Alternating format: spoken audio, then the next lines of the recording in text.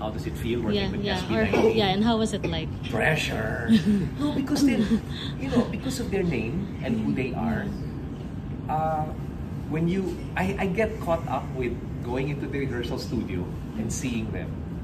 And they have touches of who they are. Me, I just go into the rehearsal studio, nakaganito lang ako. But when you see Ken, when you see Josh come in, and Pablo, and then you see Stel. I mean, and then Justin, who's very quiet, and all, you'll see that there are touches of who they really are. And then when they rehearse all out pa rin. I mean, if they do, let's say, dati, nung I did a project with them and we did Gento, ilang beses na nila ginawa yung Gento. But when they're practicing, even without me being there, hataw pa rin sila. I like singing that.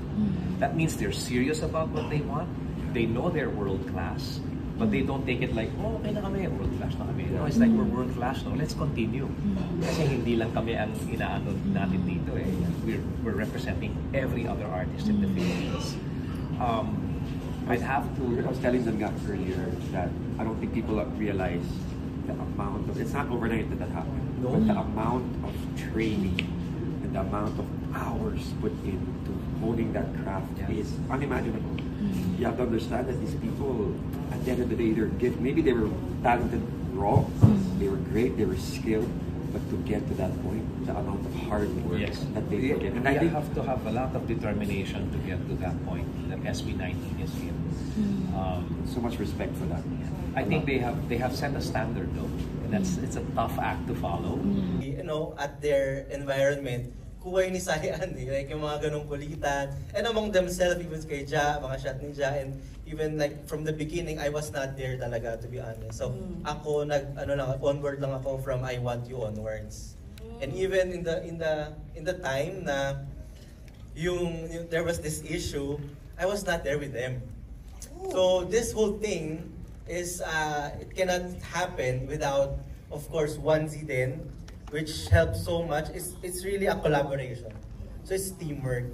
Pero I just, watching this actually, medyo emotional ako kasi nakita ko yung growth nila, like parang tatay. Nakita ko yung growth from before, and then as I was telling Stel the other day, parang that time na nag-finale na, parang you have your own solo career na, and then from before, you're performing na wala pa, diba? So yung growth talaga doon.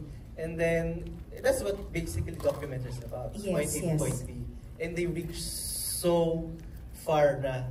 And, ayun nga, I mean, it's just, I'm just really thank God na natapos to. And for all the hard work of everybody na they put to here, ayun nga, I'm just really thankful. Yes. Grabe. And I just wanna say also congratulations again, Direk Jed and everyone. Kasi, alam nyo, tama po yung sinabi nyo, you can't help but get emotional because kapag masaya sila, nararamdaman mo yung pagod, nararamdaman mo yung anxiety na pinapakita on screen, nararamdaman mo rin yung worries, nararamdaman namin as an audience. So, lalong-lalo na at the end of their journey, on that era, talagang naramdaman rin namin yung saya at yung naging worth it, yung pagod. And honestly, as an 18 watching this, parang yung pagmamahal namin, na nagdagan ng isa pang layer, na parang, kaya we can't also help but feel very emotional because we know na you guys, tinatayo niyo talaga yung bandila ng Pilipinas wherever you go, especially for that tour. And so, speaking of the tour, I want to ask you guys, ano yung pakiramdam na nagtutour kayo, tapos mayroong camera, tapos kinakapture yung mga nabibihis kayo, yung pinifigure out yung chain na yon, team building, paano yun? Ano yung naging experience nun? Kakaiba yun, di ba? Na biglang, ay, may mga cameras tayo dito. And you really have no choice to just show and be honest and be real.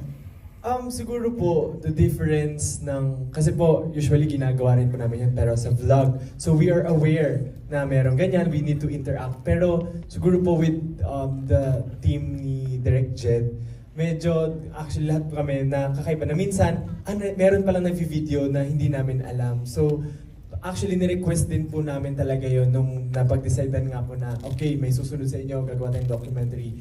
gusto po sana namin yung hindi harap-harapan kinukunan kami. Kasi po, yun nga, hindi kami magiging parang authentic. Pag yes. alam namin na, alam niyo po yung magiging conscious kayo pag merong camera. So, Correct.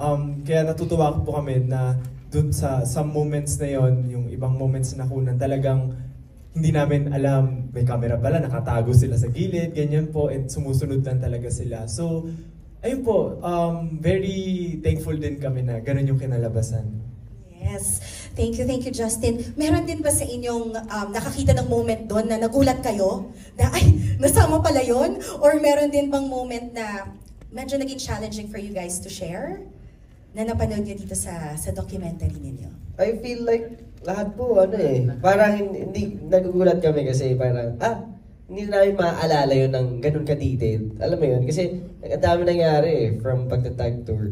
And from the challenges, marami rin po hindi nakunan, pero marami rin po nakunan. And I feel like yun po yung at least napakita talaga namin yung kung gaano kahirap talaga yung life being an artist. Being a touring artist, hindi siya yung parang iniisip ng iba, pa-perform ka lang, Yes. Enjoy ng buhay nyo, ganito lang kayo. It's not like that. Ganito po siya kahirap and mas marami pa yung struggles mentally and physically na hindi na ipakita. Pero at least po, nakita nila at least yung kung ano yung most of the struggles na meron kami. Siguro po, hindi po siya totally na videoan doon. Pero siguro dahil din love na love ako ng team ko na binibigyan nila ako ng privacy pagdating doon sa ganung bagay. Every time po na nagkakaroon ng very stressful moments, nagkakaroon po ako ng panic attack. Tapos, nanginginig po yung buong katawan ko, tapos nasusuka ako.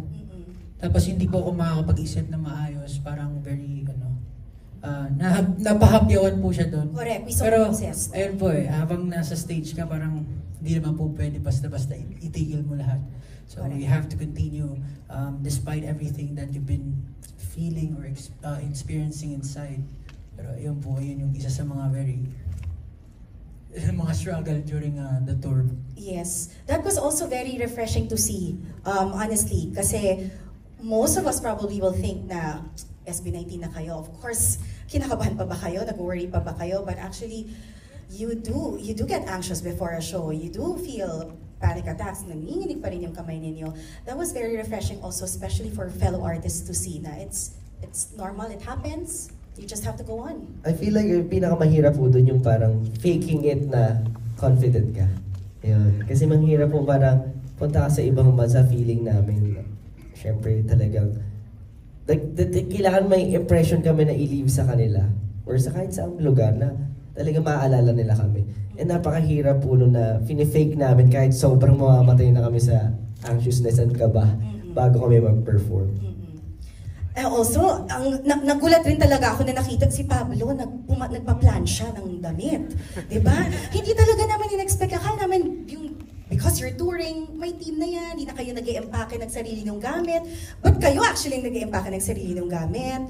At grabe. And very nice also to see na with the struggle that you deal with, everything feels lifted kapag magkakasama na kayo. And you kept on mentioning the scouts, na may miss niyo yung kasama niyo sila, and also kapag may audience na or may 18 na, nag-iiba na yung energy ninyo. That was so evident on screen. Grabe.